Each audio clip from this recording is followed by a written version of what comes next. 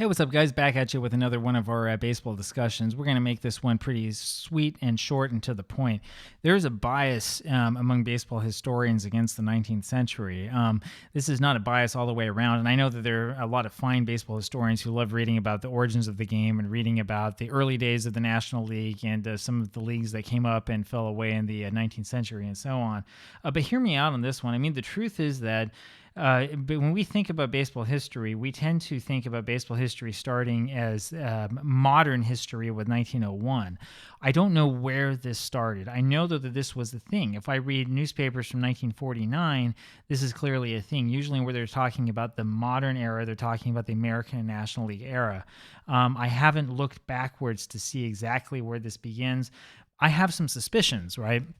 So when you're talking about the history of baseball, right? Now we're going to talk meta, right? We're going to talk about historiography is, I guess, a technical word for it. I happen to know for a fact that most of the history of baseball was not necessarily stored in Cooperstown. Remember, the Hall of Fame opens in 1939, right? Rather, before then, it's stored mostly in the pages of the Sporting News.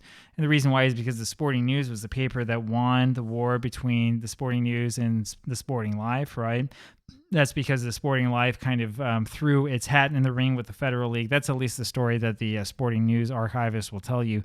Whether that's true or not, it's a little bit different. I think that really the Sporting News won because it had a deal with the American League during World War I, in which the American League bought a whole bunch of copies of the paper and gave it to soldiers for free as they were coming back on the boats, so they'd have something to read, and that turned a lot of soldiers into subscribers to the Sporting News. That's a really fascinating story, by the way, and we can spend a lot of time talking about that because the history behind that one is not entirely clear and it doesn't fully make sense when you look at the Sporting News' subscriber rate.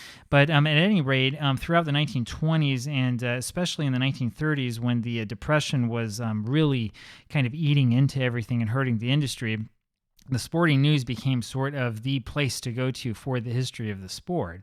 If you had any questions, if you were a newspaperman anywhere and you had questions about the history of the game, what did this person do at this time or that time, they didn't ask Major League Baseball, which was not really a corporate entity at the time. They wouldn't ask either the American or National Leagues. They wouldn't ask any of the team offices because the team offices, of course, were not in the business of doing their own history. No, they would ask the Sporting News for this information. And for some reason, during that time, this is during the J.G. Taylor Spink era of the Sporting News, somebody somewhere decided that modern baseball starts in 1901 and that this was marked by the establishment of the American League. Now, we have problems with that. If you've been reading this, if you've been listening to a couple of things I've been saying, and I haven't talked about this quite that much, the American League did not start in 1901, right? It started in the early 1890s, I guess you'd say, probably 1893 or so, as the Western League. Ban Johnson was brought along to be the commissioner of this league. Ban Johnson was a newspaper man from Cincinnati. People theorize that one of the reasons why he got that position was because the Cincinnati Reds ownership was upset about what he was writing about the team. At any rate, Ban Johnson worked over the years to establish it as a league, and then it expanded them to the point where they could become the American League in 1900. They were able to convince the owner of the Chicago Cubs to allow the American League, the new American League, to have a franchise in Chicago. There's a lot of weird stuff when you look backwards because the Chicago owner was trying to start a minor league team in the old Western League in Chicago in, I think, either 1893 or 1894. Anyway, you can look on my blog. There's a lot of stuff like this going on. I don't know what the answer is. I mean, maybe somebody can hit up John Thorne on Twitter for me or something like that, and ask him if he knows what's going on.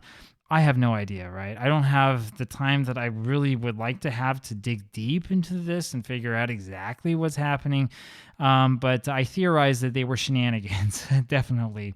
Anyway, though, it's incorrect for us to say that baseball history, modern history, starts in 1901 because there was an American League season in 1900, and we can't really say, oh, well, those were a bunch of minor leaguers because the 1901 Chicago White Stockings have the exact same roster as the 1900 Chicago White Stockings, and they won the pennant in 1901 despite the fact that you had players like McGraw and Lajoie and a bunch of other National League stars who defected to the American League in 1901. So, I mean, clearly the team was good, right? But this isn't just about what happened in 1900. How come we don't talk about this? This is about what happened in the 1890s, right? So I don't understand the reason why we say that modern baseball history starts in 1901, because it doesn't make sense, right?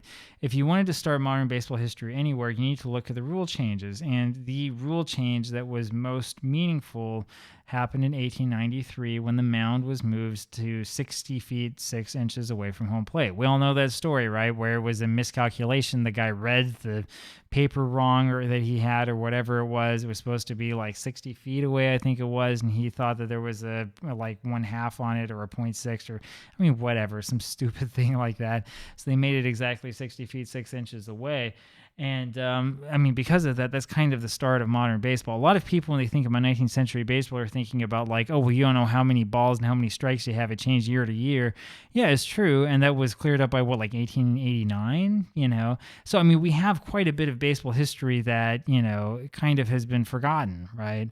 You see this on different message boards all the time, right? I see this on the OOTP forums all the time, where people complain about, you know, oh, why is it that, you know, OOTP will always show me, you know, the records that were made by guys like Wee Willie Keeler, right? Nobody can hit this, whatever, batting average total he had in one of these seasons.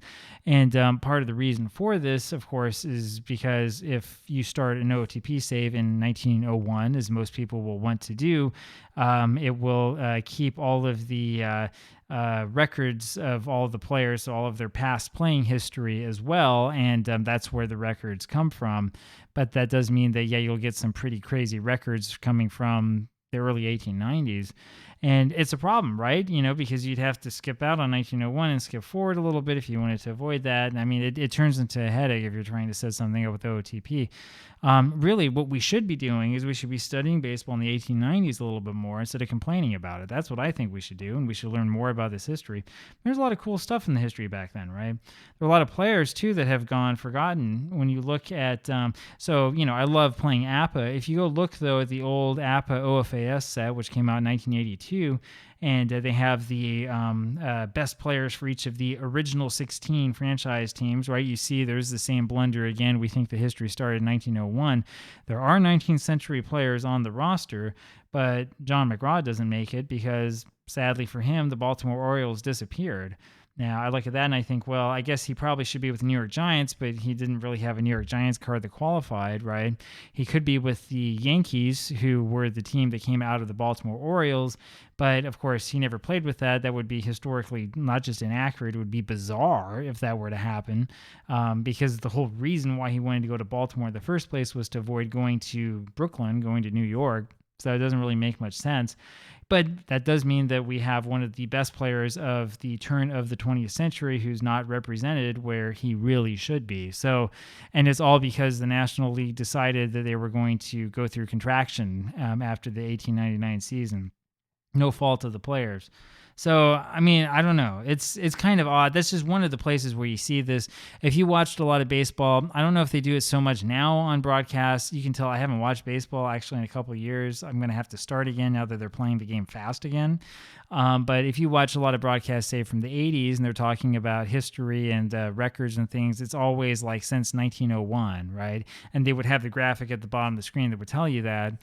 But why? Why since 1901? I mean, was there some magic that happened in 1901? No. If we go back to the rule change, that was in 1893, right? So why don't we go back to 1893? Oh, well, then we have to deal with players that nobody knows about, but we don't know about them because at some point in time, someone arbitrarily decided that 1901 was the cutoff date. So anyway, a little bit of food for thought for you there. I'll stop my ramble. I'll ramble a little bit more at you tomorrow, though, and we'll talk to you then. Bye.